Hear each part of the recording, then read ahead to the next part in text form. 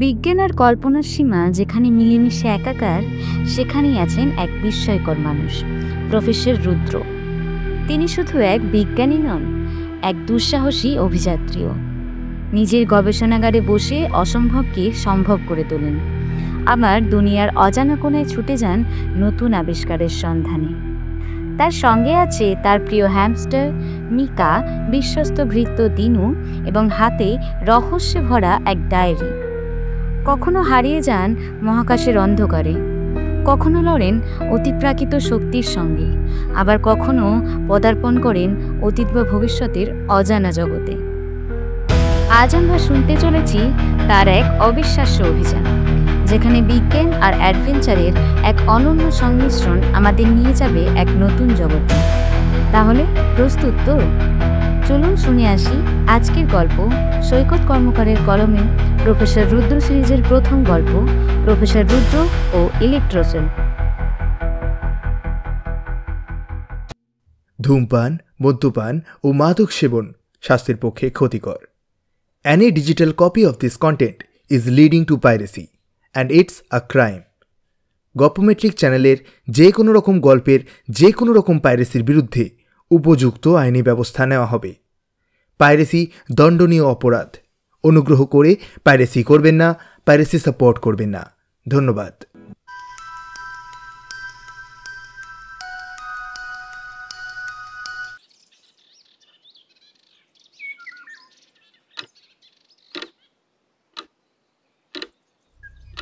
High, আমি ছোটন।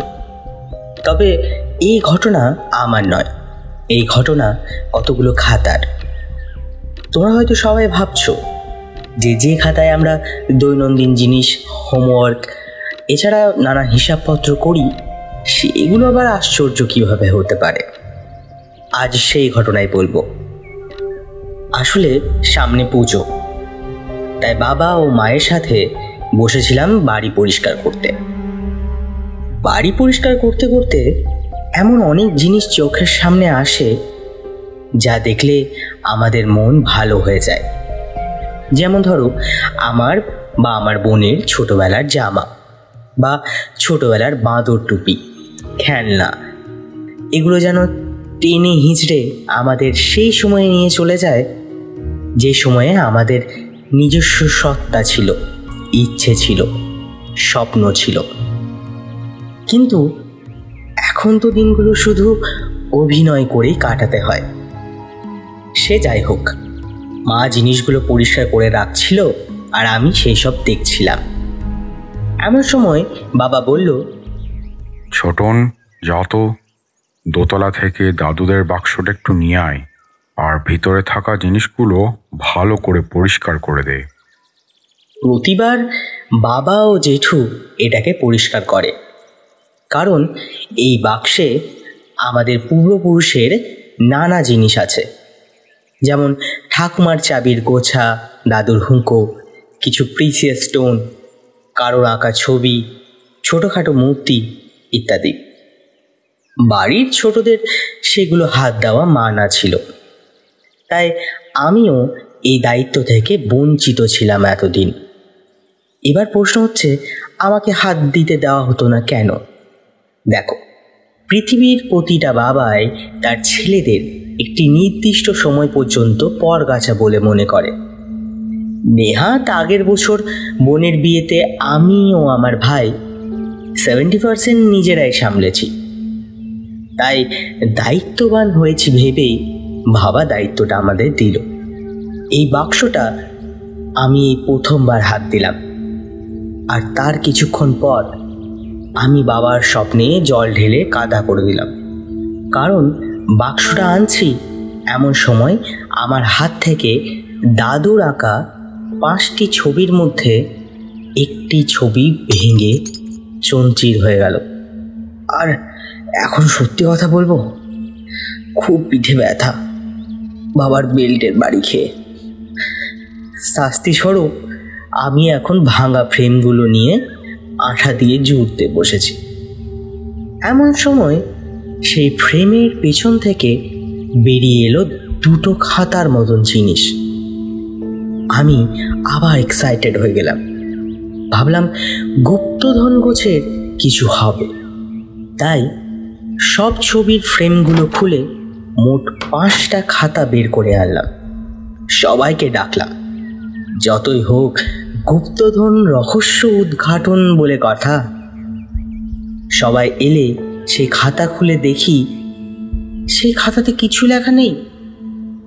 একটা কথা জানো তো, যেখানে বাঘের ভয় সেখানেই সন্ধে হয়। আসলে একটা ফ্রেম আগে ভেঙেছিল, এখন 5টা ফ্রেম নষ্ট করেছি দেখে আমার অবস্থাটা এখন কি হবে সেটা তো বুঝতেই পারছো। উফ, সে কি মার খেয়েছিলাম! বুঝতে পারছি না, উঠতে পারছি না, শুতে পারছি না। উফ, যাই হোক, শেষ পর্যন্ত কারিগর ডেকে নতুন ফ্রেমে বাঁধানো হলো সেই ছবিগুলোকে। আর সেই খাতাগুলোতে যেহেতু কিচ্ছু লেখা ছিল না, তাই এত মার খাওয়ার বদলে সেগুলোকে আমাকে দিয়ে দেওয়া হলো। আমি হয়তো পৃথিবীর একমাত্র মানুষ যে তার পূর্বপুরুষের জন্য এত মার খেলাম। যার জন্য মার খেলাম একবারের জন্য জানার ইচ্ছে হলো সে কে। কিন্তু সেই খাতাগুলোতে কিচ্ছু লেখা ছিল না, শুধু আমার পূর্বপুরুষের লেখা একটা চিরকুট। সেখানে লেখা ছিল, হরিচরণ তার মেয়ের বিয়ের জন্য আমার কাছে থেকে 50 টাকা ধার নিয়েছিল। সম্পত্তি হিসাবে তার বাবার কাছে থাকা এই কয়েকটা খাতা সে আমার কাছে জমা রেখে যায়। সে আমাকে জানিয়েছিল এগুলো নাকি তার স্বর্গীয় বাবার শেষ সম্পত্তি। সে আমাকে এও জানিয়েছিল যে খাতাগুলোর মধ্যে নাকি কোনো গুপ্তধনের সন্ধান দেওয়া আছে, কিন্তু তাদের মধ্যে কেউই সেই গুপ্তধনের সন্ধান খুঁজে পায়নি। আর এই সন্ধানটা পাবেও বা কি করে? খাতাগুলোতে তো কিচ্ছুই লেখা ছিল না।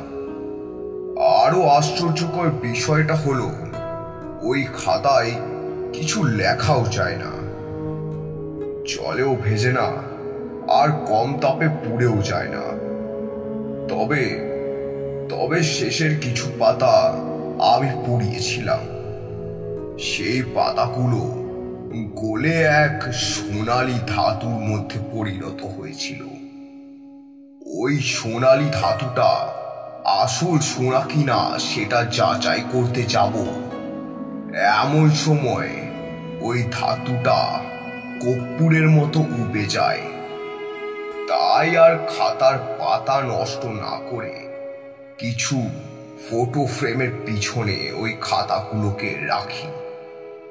যদি কপালে থাকে তাহলে আমাদের পরিবারেরই কেউ ঠিক একদিন এই রহস্য উদ্ধার করতে পারবে। এবার ভাবলাম বাবাকে জানাবো, তবে ভয় হলো আবার যদি মারে তাহলে তো আমি মরেই যাব। তার থেকে না বলার সিদ্ধান্তটাই নিলাম।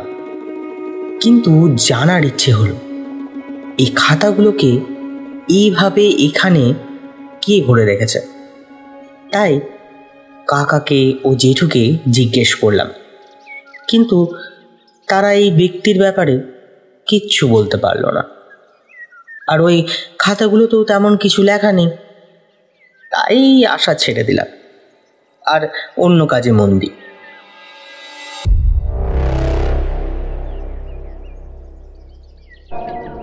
10-12 দিন হয়ে গেছে। এই ঘটনা প্রায় ভুলেই যেতে বসেছিলাম। একদিন একটা ঘটনা ঘটল, সেটা আমার লাইফের একটা আলাদা চ্যালেঞ্জ হয়ে দাঁড়ালো। ওই খাতার রহস্য কিছুইতেই উদ্ধার করতে পারলাম না। তবে এটা ঠিক, খাতাগুলোর ওপরে কোনো পেন বা পেন্সিল কাজ করে না। খাতাগুলো জলে ভেজে না। দেশলাই দিয়ে জ্বালানোর চেষ্টা করতে দেখলাম সেটা পুড়ছে না। তবে চিঠিতে যেটা লেখা ছিল সেটা ঠিক। অনেক দিন চেষ্টা করলাম, কখনো অ্যাসিডের হালকা কনসেন্ট্রেশন ইউজ করলাম, কখনো লেবু, কিন্তু কোনোতেই কোনো কিছু হলো না। তাই ওই খাতাগুলোকে বিক্রির জন্য মাকে দিয়ে দিলাম। বললাম যে, মা, ও মা, এই খাতাগুলোকে একটু টিন ভাঙা লোহা ভাঙা এলে দিয়ে দিও তো, আমি জেঠুদের বাড়ি চললাম। আচ্ছা বেশ, টেবিলে নামিয়ে রাখ, এদিকে এলে আমি না হয় দিয়ে দেবো। ভাবলাম যে খাতাগুলোর জন্য এত মার খেলাম, এখন সেগুলো বেচে চানাচুর খাবো, তাই টেবিলে রেখে চলে গেলাম। এইভাবে আরও কিছুদিন কেটে গেছে।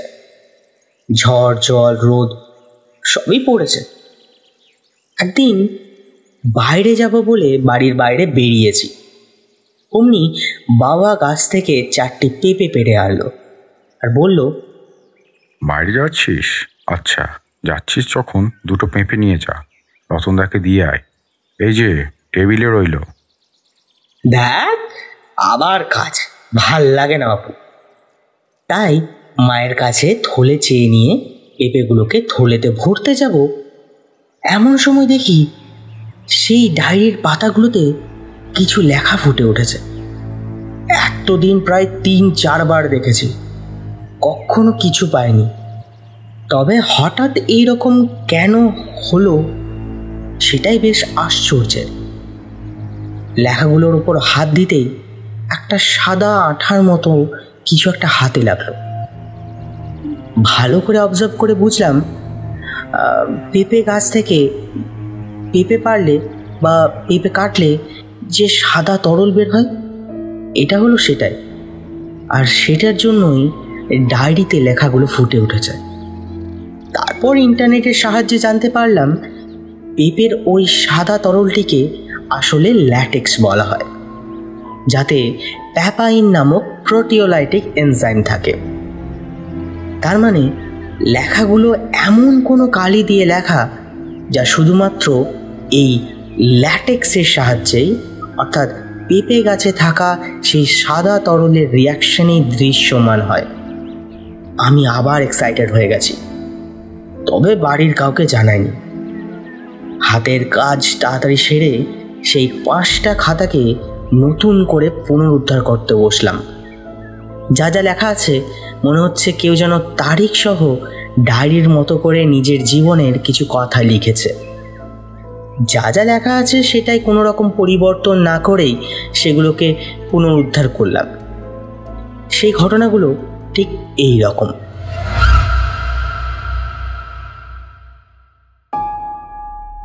17ই অক্টোবর। আমি প্রফেসর সন্তু রায়। গত 5 বছর আগে জাপানের একটা দুর্ঘটনায় গুরুতর আহত হই। তারপর থেকে অতীতের অনেক স্মৃতি এখনো আবছা। পড়াশোনার জন্য বাড়ি ছেড়ে জাপান চলে এসেছি অনেক আগে। তারপর হঠাৎ এই দুর্ঘটনা। নিউজে জানিয়েছে আমি মৃত, আর বাড়ির সবাই ধরে নিয়েছে আমি মারা গেছি। মা বাবা ছোটবেলায় আমাকে ছেড়ে চলে গেছে। পরিবার বলতে দাদা আর বৌদি, তারা আমাকে অনেক স্নেহ করেন। তবে মা বাবা মারা যাবার পর আমি দেশের বাড়ি খুব কম গেছি। আর এই দুর্ঘটনা যখন আমাকে মৃত বলে পরিচয় করিয়ে দিয়েছে গোটা পৃথিবীর কাছে, তখন ঈশ্বরের ইচ্ছে ভেবে সবার থেকে আলাদা থাকার সিদ্ধান্ত নিই। দেশের মাটিতে ফিরে এসেছি, তবে আলাদা নামে, আলাদা পরিচয়। আর এখন আমার নাম রুদ্র, প্রফেসর রুদ্র। নাম বদলানোর কারণ অবশ্য অন্য।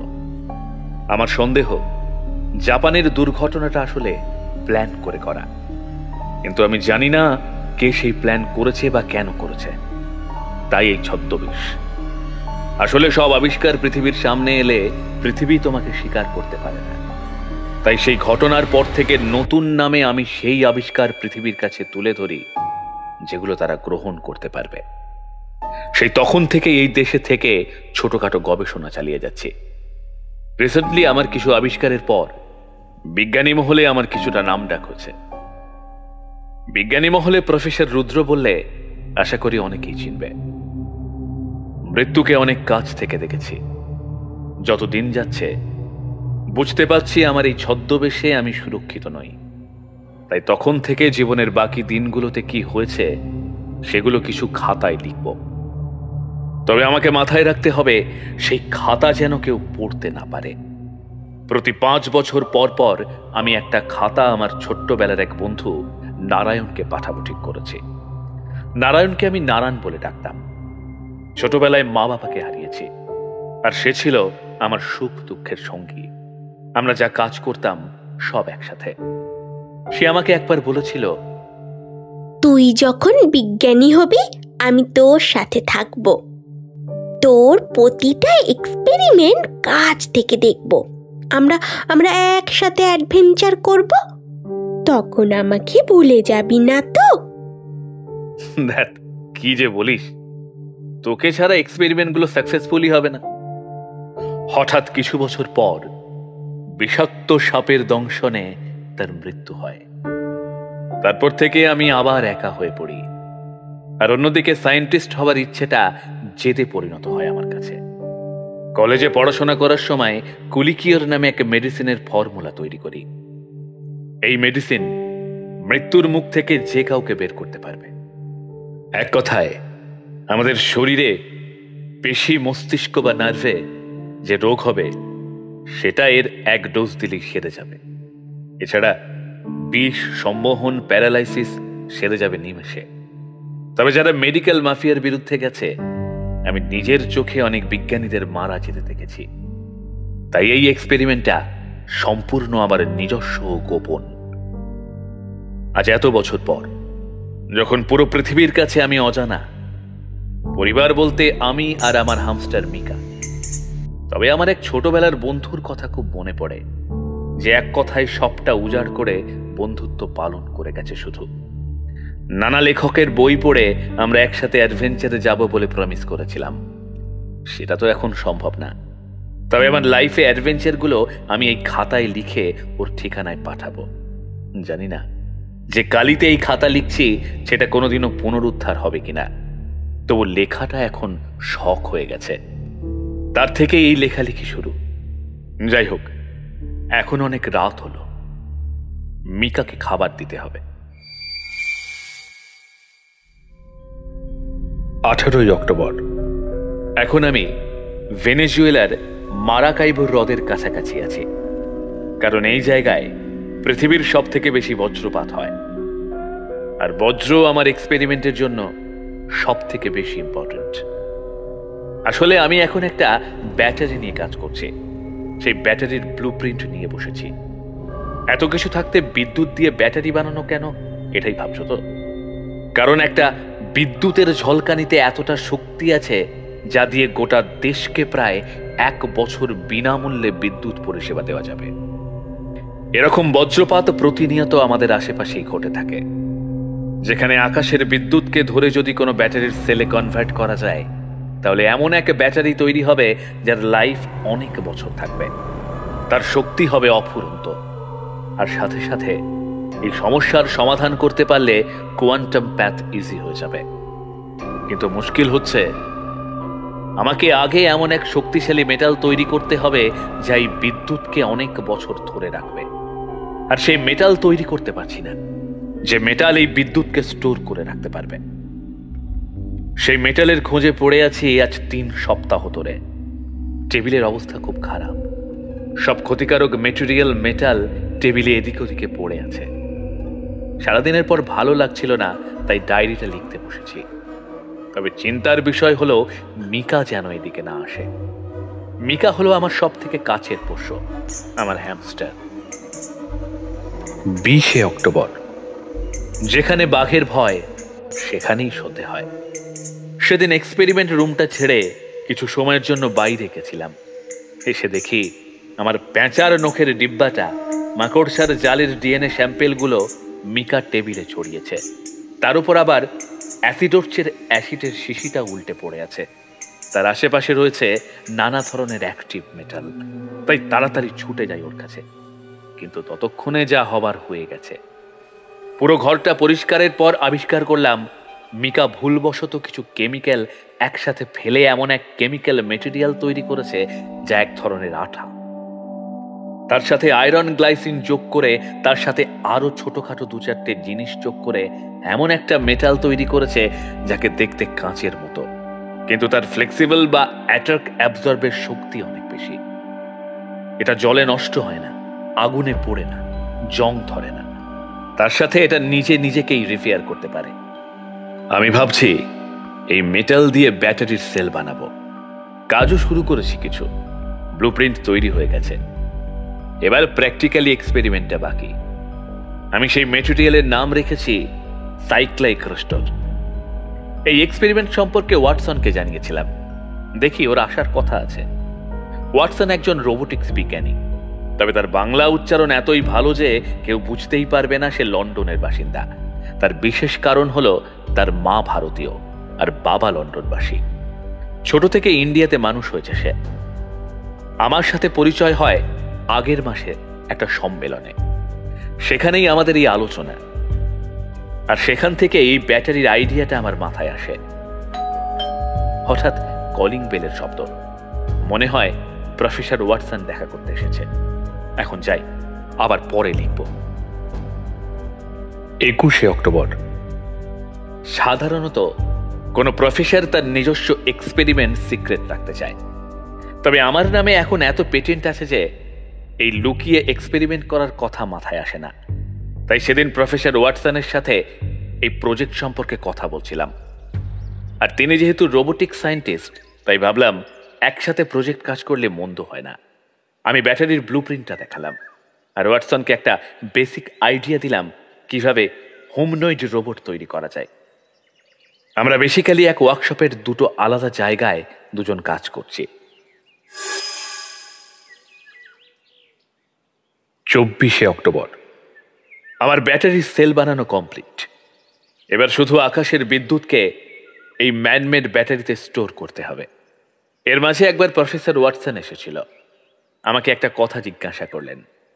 তিনি বললেন, আচ্ছা প্রফেসর রুদ্র, এই বিদ্যুৎ এনার্জি ফ্লো কিভাবে করবে একটু জানাবেন আমাকে প্লিজ। আর একটা বিদ্যুৎ যেখানে পুরো দেশের সব অভাব মেটাতে পারে, সেখানে একটা রোবটের বডি এটাকে কিভাবে হ্যান্ডেল করবে? আদৌ হ্যান্ডেল করতে পারবে? আমার তো মনে হচ্ছে না। কেন তুমি সাইক্লাইক্রস্টর ব্যবহার করছো না? না, ওটা কি রুদ্র, আমাকে জানাবে প্লিজ। আমি রিসেন্টলি একটা মেটেলের উপর কাজ করছিলাম যেটা ইমমর্টাল, যা নিজেকে রিস্টোর বা রিপেয়ার করতে পারে। তুমি বরং ওটা ইউজ করো। এরপর তিনি আমার অনেক প্রশংসা করেন, তবে আমি তো জানি মিকা না থাকলে এই মেটাল তৈরি করতে পারতাম না আমি। এর মধ্যে ওয়াটসন আবার জিজ্ঞাসা করলেন, যদি আমাকে ওই ব্যাটারি ইনস্টলেশনের জায়গাটা কেমন হবে সেটা বলে দাও, তাহলে বেশ ভালো হয়। মানে আমি খুঁজে পাচ্ছি না। পেটের কাছে ওই ব্যাটারি রাখার সঠিক মাপ করে রেখো, আর নিচে একটা নিডলের সাথে পুরো সার্কিট যুক্ত থাকবে। একটা আঠা ওই ব্যাটারির নিচে লাগানো থাকবে, আর সাথে ওই নিডলে থাকবে এক বিশেষ কেমিক্যাল যা সার্কিটে বিদ্যুতের ফ্লোটা একটা সিস্টেমেটিক ওয়েতে করবে একটা পার্টিকুলার টাইমের পর।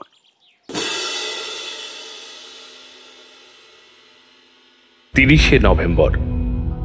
আমাদের থান্ডার ক্যাপচার হয়েছে। মনে হচ্ছে একটা কাঁচের জারে কে হাজার হাজার পাওয়ারের বাল্ব জ্বালিয়ে রেখেছে। সরাসরি তাকানো যাচ্ছে না, কারণ রাতে এক্সপেরিমেন্ট সাকসেসফুল হয়েছে। প্রথমে একটা পলিসোডিয়াম ক্লোরাইডের সুতো তৈরি করে তার সাথে একটা ঘুড়ি যোগ করে ওড়াই। একদিকে মেঘ ছিল অনেক বেশি, ভয় হচ্ছিল যদি ঘুড়ি ছিঁড়ে যায় তাহলে সব শেষ। কিন্তু শেষমেশ একটা তীব্র শব্দ করে বাজ পড়ল, আর সেটি সেই সুতো বেয়ে বন্দি হলো সেই জারে। তবে এত লম্বা সুতোর অস্তিত্ব পাওয়া যায়নি। আমার কাজ শেষ, এবার ওয়াটসনের পালা। এ মাসের শেষের দিকে ওয়াটসনের তৈরি রোবটে সেই ব্যাটারি ফিট করার কথা আছে।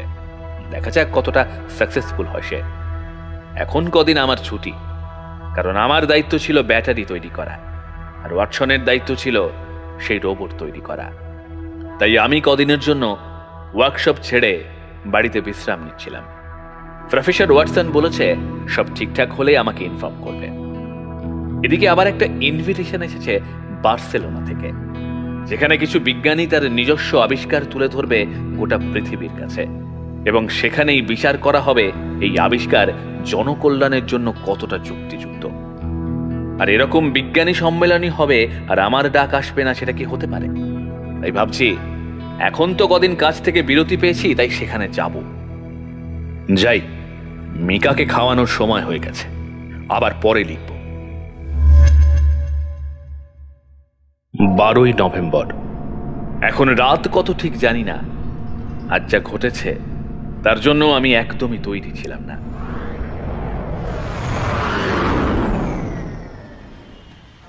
আজ সকালের প্লেনে বার্সেলোনায় পৌঁছে এয়ারপোর্ট থেকে আমার জন্য ঠিক করা ট্যাক্সিতে সোজা পৌঁছালাম হোটেলে।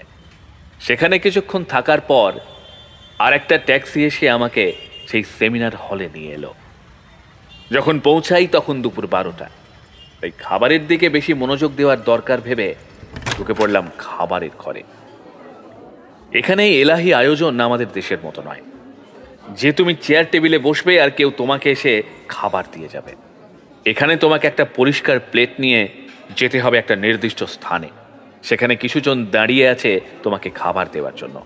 সেখানে নানা রকমের খাবার, তোমার ঠিক যে খাবার পছন্দ এবং যতটা প্রয়োজন সেটা তুমি নিতে পারো। একে এরা বুফে বলছে। আমাদের দেশে এখনো এরকম পরিষেবা শুরু হয়নি, তবে একদিন আমাদের দেশে এরকম ব্যবস্থাও আসবে। এমনকি দেখা যাবে হিউম্যানয়েড রোবট মানুষকে খাবার সার্ভ করবে। আমার বেশ ভালোই খিদে পেয়েছিল, তাই কিছু খেয়ে নিলাম।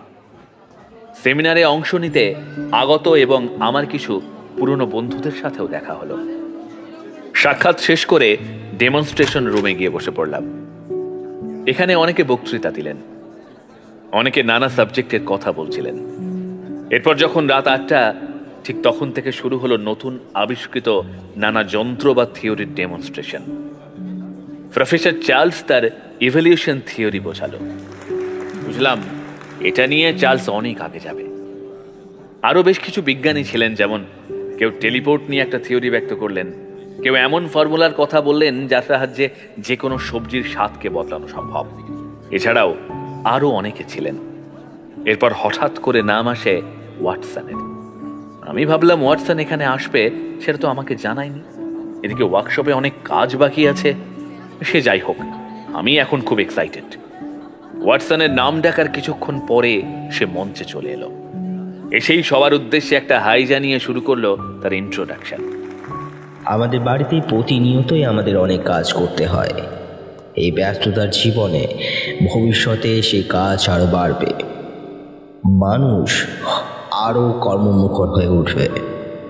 বাড়বে রোবট ও অটোমেশনের বাজার। তবে এই বিশাল ক্ষেত্র চালানোর জন্য অনেক অনেক ব্যবসায়ী অনেক টাকা দিতে রাজি। তবে আপনাদের বাড়ি, যে বাড়িতে আপনাদের প্রিয় লোকজন আছে আপনাদের ছোটবেলার স্মৃতি, তাহলে তার রক্ষা কবচ কি হবে? আপনার অবর্তমানে আপনার প্রিয় মানুষ বা প্রিয় জায়গার দেখাশোনা কি করবে ভেবে দেখেছেন? ভাবুন তো, যদি এমন এক রোবটের সৃষ্টি হয় যে পৃথিবীর সমস্ত কাজ করবে এবং সে বাড়িতে একটা সদস্যের মতো থাকবে। দরকার পড়লে বা এমার্জেন্সিতে সে প্রাথমিক চিকিৎসা করতে পারবে। খুব ভালো হয়, তাই না? তাই আপনাদের জন্য তৈরি করেছি এই হিউম্যানয়েড রোবট, যার নাম রেসিডেন্সো, যে আপনার কথায় আপনার সমস্ত কাজ করবে। আপনার অবর্তমানে আপনার প্রিয় লোকজনদের খেয়ালও রাখবে। ঠিক তখনই সেই বিজ্ঞানীদের ভিড়ে একজন বলে উঠল, এই রোবট কি আর্ট বা সঙ্গীত বা ক্যারাটেতে সমান পারদর্শী? ইয়েস ম্যাম, এই সবই কাজ করতে পারবে। তবে এই রোবটটি হলো এর বিটা ভার্সন। এটাতে আরও অনেক ডেভেলপমেন্টের কাজ বাকি আছে। তবে বেসিক যে কাজগুলো ও বেসিক প্রতিরক্ষা এই রোবটই করতে পারবে। আপনার মনে হয় না এই রোবট বাজারে এলে অনেক মানুষ বেকার হয়ে বসে যাবে? তার জন্য মানুষ আরও সময় পাবে ক্রিয়েটিভ হওয়ার জন্য। আরও আবিষ্কার উঠে আসবে আমাদের সামনে। দেখো, রোবট যেমন আসবে, তাকে অপারেট করার লোকও তো থাকতে হবে, তাই না? পার্থক্য শুধু একটাই হবে, তখনকার দিনে প্রতিটা মানুষ সে তার নিজস্ব স্কিল হোল্ড করবে বা তার একটা নিজস্ব স্কিল থাকবে। আচ্ছা, এতটা কাজ করার জন্য ঠিক কতটা শক্তি প্রয়োজন, আর ঠিক কতক্ষণ সেই রোবটকে বৈদ্যুতিক শক্তি দিলে ঠিকঠাক কাজ করবে? এটা এর সব থেকে ইন্টারেস্টিং পার্ট। এই রোবট কেনার পর এটাকে শক্তি প্রদান বা রিপেয়ার করার প্রয়োজন নেই। ইয়েস, কারণ আমি এমন এক মেটেরিয়াল দিয়ে এটাকে বানিয়েছি যা নিজেকে রিপেয়ার করতে পারে, আর আমি এমন এক ব্যাটারি তৈরি করেছি যার এনার্জি কখনোই শেষ হবে না। এই বলে টেবিলের ওপরে একটা জিনিসের ওপর থেকে কাপড় সরাতেই আমার তৈরি সেই ব্যাটারি বেরিয়ে এলো। এরপর সে এক এক করে এই ব্যাটারি তৈরি করার প্রসিডিওর আর কিভাবে এটি কাজ করবে সেটা বোঝাতে থাকলো। আমি অবাক হয়ে গেলাম। যাকে বিশ্বাস করে সমস্ত প্ল্যান বলে একটা প্রজেক্ট স্টার্ট করলাম, সে নিজে আমার অধ্যাবসায় নিজের নামে করে নিল। তবে কি আর করার, সেমিনার হলে সারিতে বসে চোখে একটু জল চলে এলো। এই প্রজেক্টটা আমার খুব কাছের, কারণ যার ওপর সময় দেওয়া হয় সেটা তোমার পরিবারের একজন হয়ে যায়, সেটা মানুষ হোক বা প্রজেক্ট। তাই খুব আপসেট ছিলাম। সেখান থেকে উঠতে যাব, আমি এক বিজ্ঞানী বন্ধু অগ্নি বলল, হ্যাঁ, আর কিছুক্ষণ পর তো ডক্টর ওয়াটসন সেই ব্যাটারি তার তৈরি রোবটে পুট করবে। তুমি থেকে যাও, শেষ পর্যন্ত কি হয় দেখে যাও। অগত্যা আবার বসে পড়লাম। ওয়াটসন আবার শুরু করলো, are you ready guys? So আমি এই ব্যাটারিটা এখন এই রোবটের মধ্যে যোগ করতে চলেছি। যোগ করার কিছুক্ষণ পরও কিছু হচ্ছে না। আমি বুঝতে পারছি ব্যাটারিটা সেই রোবটের পেটের মাঝে নানাভাবে ঢুকিয়ে দেখলো, কিন্তু কিছুই হলো না। এরপর রোবটের কিছু তার ও সকেট যোগ ঠিকঠাক আছে কিনা দেখলো। তাকে সাহায্য করার জন্য দুজন অন্য বিজ্ঞানী ছুটে গেলেন। আমার যাওয়াটা উচিত হবে কিনা ভাবছি, এমন সময় ঘটে গেল এক মর্মান্তিক দুর্ঘটনা। প্রফেসর ওয়াটসন হঠাৎ টেবিলে থাকা তৈরি ছুরিটা দিয়ে ব্যাটারিতে আঘাত করলেন। সাথে সাথে একটা বিদ্যুৎ চমকানোর আওয়াজ, তার সাথে একটা নীলচে আলোর বলয় তৈরি হলো স্টেজের উপর। একবারের জন্য শুনতে পেলাম কে যেন বলছে, প্রফেসর প্লিজ হেল্প মি। সে শব্দ মিলিয়ে গেল নিমেষে, আর সাথে সাথে আবার সব চুপচাপ। স্টেজে ডাক্তার ওয়াটসনকে নিয়ে 5 জন ছিলেন, সবাই মারা গেছেন। তবে আশ্চর্য, 4টে ডেড বডি পাওয়া গেছে। ডক্টর ওয়াটসনের বডি যেন উধাও, কোনো চিহ্নটুকুও নেই। আমিও যথারীতি ফিরে এলাম বাড়ি। তার সাথে ডক্টর ওয়াটসনের সেই প্রজেক্ট, অর্থাৎ আমার আর একটা প্রজেক্ট বন্ধ করার নির্দেশ দিল। বিজ্ঞানী মহল থেকে জানায় যে ভবিষ্যতে এই বিষয়ে কোনো এক্সপেরিমেন্ট করা যাবে না, কারণ এই প্রজেক্ট চলাকালীন 5 জন বিজ্ঞানীর মৃত্যু হচ্ছে।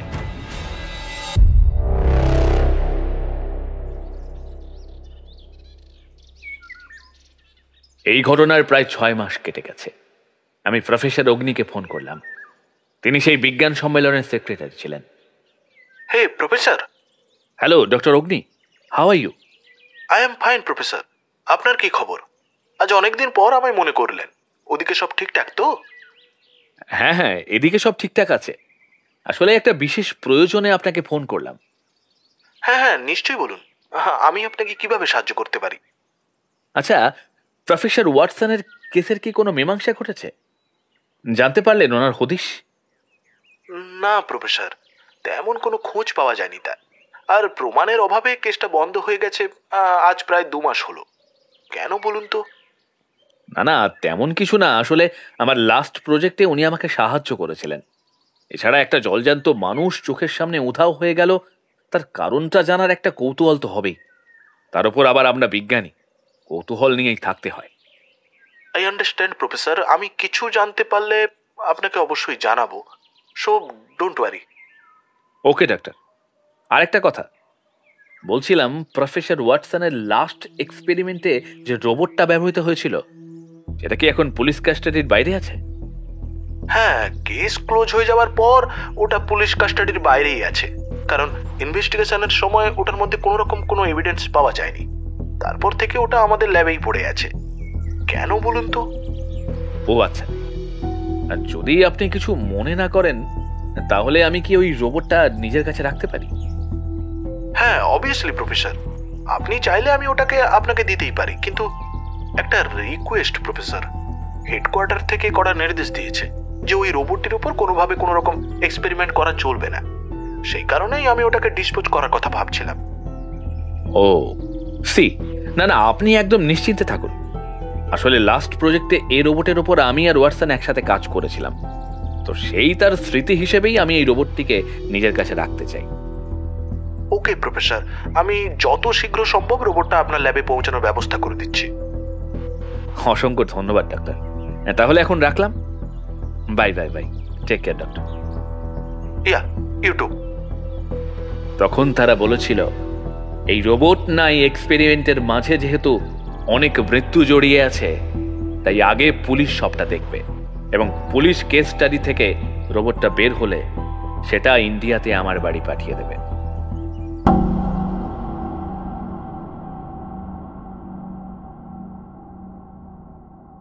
7ই ফেব্রুয়ারি আজ রোবটটা এসেছে। ডক্টর অগ্নি এটাকে কুরিয়ার করেছেন দেখলাম।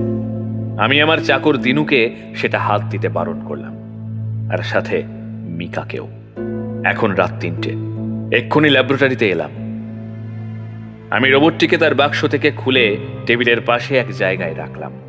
দেখার চেষ্টা করলাম প্রফেসর ওয়াটসনের ভুল ত্রুটিগুলি। যদিও বলতে পারো আমি আগেই বুঝে গেছিলাম যে কোথাও একটা ভুল আছে। সাথে সাথে কিছু জিনিস দেখে নেওয়ার পর আমি মেইন সার্কিটে কিছু পরিবর্তন করলাম। এই পরিবর্তনগুলো যদি প্রফেসর ওয়াটসন আমাকে একবার দেখিয়ে নিত তাহলে হয়তো এতটা বড় দুর্ঘটনা ঘটতো না। আমি কিছু জিনিস চেঞ্জ করে কিছুক্ষণ বৈদ্যুতিক শক্তি দিলাম। মেশিনটা রিবুট হতে শুরু করেছে। কি ভাবছো? আমার ভয় লাগছে। আমারও ঠিক একই দশা হবে প্রফেসর ওয়াটসনের মতো? আমিও কি নিরুদ্দেশ নিশ্চিহ্ন হয়ে যাব?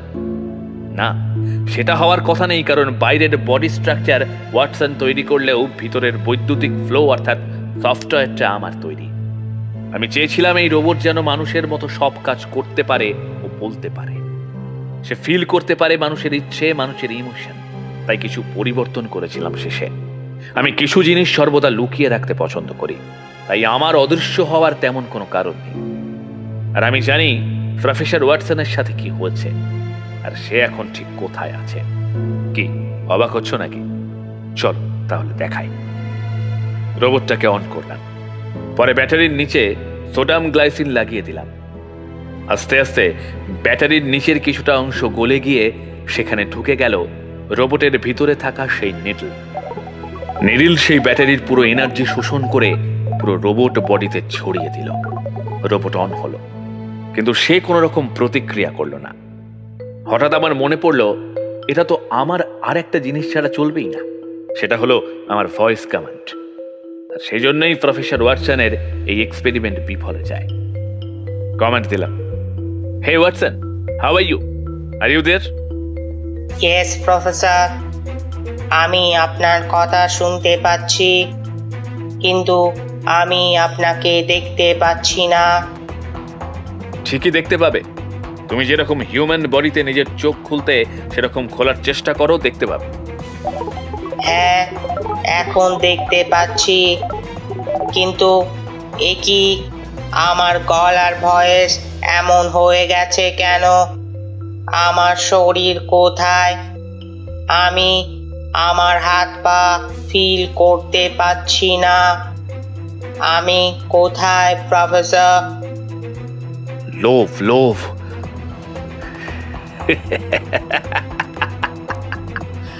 লোভ, লোভ ওয়াটসন, লোভ। তুমি কি ভেবেছিলে আমাদের পরীক্ষা সফল হওয়ার পর আমি কি তোমাকে ক্রেডিট দিতাম না? নাকি আমার পুরো এক্সপেরিমেন্টটা নিজের নামে করে নিজেকে একটা বড় বিজ্ঞানী প্রমাণ করতে চাইছিলে? তোমার সাথে যা হয়েছে তা তোমারই লোভের পরিণাম।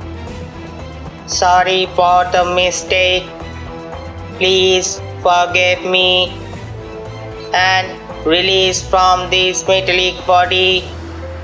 I understand, professor. এখানে তোমার থাকতে কষ্ট হচ্ছে, কিন্তু এখন তো আর কোনো উপায় নেই। এখন তোমাকে এই শরীরেই বেঁচে থাকতে হবে। প্লিজ আমাকে মাফ করে দিন। আসলে আমি ভেবেছিলাম এই পরীক্ষার সমস্ত খুঁটিনাটি তো আমি জেনে গেছি, তাহলে আমি তো জগতের সামনে এই এক্সপেরিমেন্টটা যদি তুলে ধরি, তাহলে এই এক্সপেরিমেন্টের পেটেন্ট আমার নামে হয়ে যাবে। It's grid Watson, grid. লোভ, ক্ষমতার লোভ, টাকা পয়সার লোভ, নাম যশ খ্যাতির লোভ, যা তোমাকে ডুবিয়েছে। আমি কোথায়? প্লিজ প্রফেসর, আমাকে এখান থেকে বের করুন। তুমি এখন কোয়ান্টাম রিলামে আটকে আছো। এখান থেকে তোমাকে বের করাটা আমার পক্ষে এখন সম্ভব নয়, কারণ তোমার হিউম্যান বডি কোয়ান্টাম রিলেম থেকে এলে সেটি আর অক্ষত থাকবে বলে আমার মনে হয়। আর যদিও সম্ভব হতো, আমি সেটা করতাম না। এখন থেকে তুমি যে আমার কমান্ডে কাজ করবে, আমি ঠিক যতদিন বাঁচবো আমার কমান্ডে তুমি বাঁচবে। আমি সবাইকে বলে দেব যে তুমি আমার সাথে কি করেছো। তোমার মনে হয় তুমি বললে সেটা সবাই বিশ্বাস করে নেবে? তাও আবার একটা রোবটের কথা। আমি ঠিক এমন ফিচার্স দিয়ে দেখেছি যে তুমি আমার বিরুদ্ধে কোনো কথা বলতে পারবে না। দেখো ওয়াটসন, আমার বিজ্ঞানকে ভালো লাগে, আমার মস্তিষ্ক সবসময় বিজ্ঞানের জন্য কাজ করে। তুমি যদি চাইতে এই পুরো এক্সপেরিমেন্টটা তোমার নামে করতে, তাহলে তুমি আমাকে একবার বলতে পারতে, আমি স্ব-ইচ্ছায় সেটি তোমাকে দিয়ে দিতাম। কিন্তু তুমি সেটা না করে সেটাকে চুরি করতে চেয়েছো, আর তার জন্যই তোমার এই অবস্থা। একটু ভেবে বলো তো, এই ঘটনায় কি আমি দোষী ছিলাম? ছিলাম না, তাই না? তাহলে শাস্তি নিশ্চয়ই আমার প্রাপ্য নয়। প্লিজ প্রফেসর, আমাকে এখান থেকে বাঁচান। ওয়াটসন, লোভ হলো একটি অতল গহ্বর, যা মানুষকে কখনো সন্তুষ্টি না পেয়ে প্রয়োজন মেটানোর সীমাহীন প্রচেষ্টায় ক্লান্ত করে।